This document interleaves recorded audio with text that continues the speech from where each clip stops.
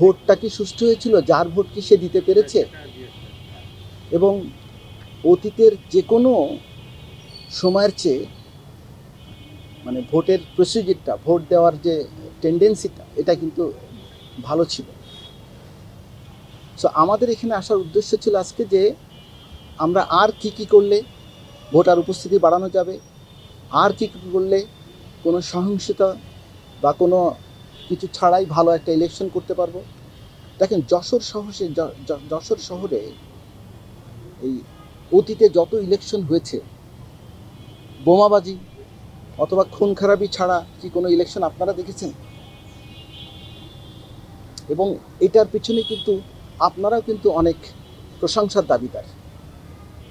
আপনারা সাংবাদিক হিসেবে আপনারা অনেক সাপোর্ট করেছেন।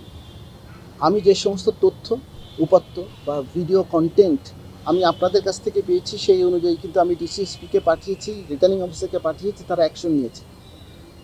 এবং যার প্রেক্ষিতেই কিন্তু একটা অবাধ, সুষ্ঠু এবং নিরপেক্ষ নির্বাচন করতে সম্ভব হয়েছে। এবং দেখবেন যে মানে হেরে যাওয়া প্রার্থীরাও কিন্তু এমন কিছু তত বলতে পারে নাই, কারণ ভোটটা ছিল ইভিএমে। কোনো প্রকার জাল ভোট দেওয়ার কোনো সুযোগই ছিল না, ম্যানিপুলেট করার কোনো সুযোগই ছিল না। এবং আমি গর্বের সাথে বলতে পারি যে আমাদের কোন উপজেলা হাইয়েস্ট হলো? বাগারপাড়া উপজেলায় সবচেয়ে বেশি ভোট কাস্ট হয়েছে। ওখানে কিন্তু অনেক হিন্দু ভোটার ছিল, প্রায় 30,000-এর মতো, এবং বেশিরভাগই তারা এসছে যারা গণতান্ত্রিক মনা। তারা কিন্তু আগিয়ে এসে তারা ভোট দিবে, তাদের নিজের ভোটটা নিজে ইচ্ছার প্রার্থীকে দিবে, জয়ী করবে এবং নেতৃত্ব এস্টাবলিশ করবে।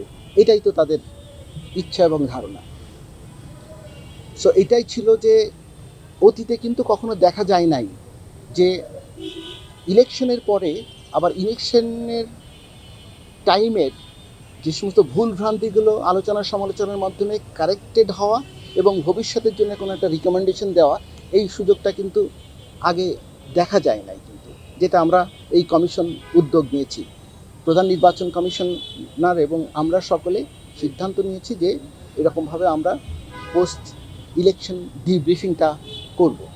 আসলে প্রতিটা জিনিসই কিন্তু আইন এবং বিধির আলোকে হয়। সো আইন বিধির আলোকে যেটা যখন হওয়ার কথা সে তখনই হবে। কিন্তু এখানে আপনি যেটা বললেন, এটা হওয়ার সম্ভাবনা তো আমার দেখছি না। দেখেন, রাজনৈতিক দল কিন্তু ভবিষ্যতে আমাদের নেতৃত্বকে সৃষ্টি করে, নতুন নেতৃত্ব তাদের মাধ্যমে আসে।